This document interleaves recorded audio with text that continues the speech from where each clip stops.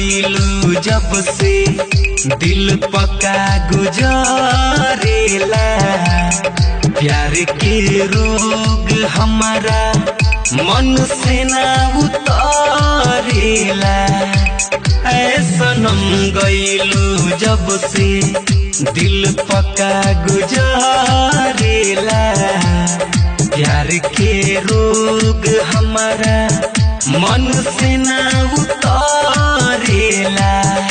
न जियल जाला न मुअल जाला, न जियल जाला है। न जियल जाला न मुअल जाला, न जियल जाला है।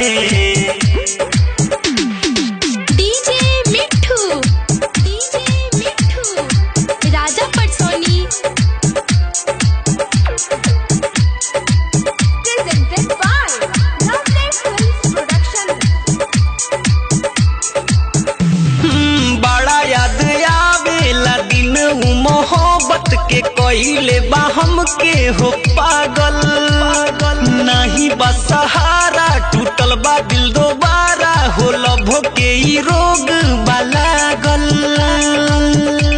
जेहने जाइयो होने लोगवा हमरे पथु करेला। प्यार के रोग लागल दिल से ना उतारेला। न जियल जाला न मुअल जाला, न जियल जाला है। न जियल जाला न मुअल जाला, न जियल जाला हो।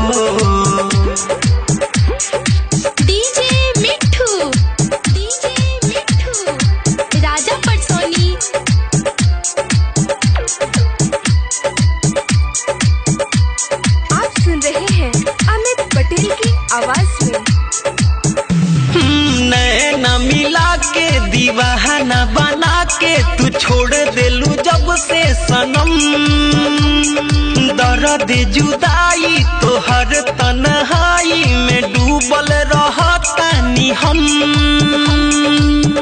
तोहके ही न पता बाबे मिठुआ कैसे रहेला।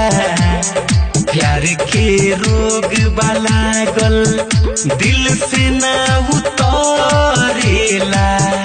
न जियल जाला न मुअल जाला, न जियल जाला है।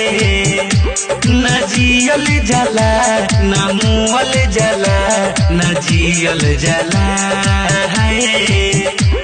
ऐसा नम गईलू जब से दिल पका गुजरेला।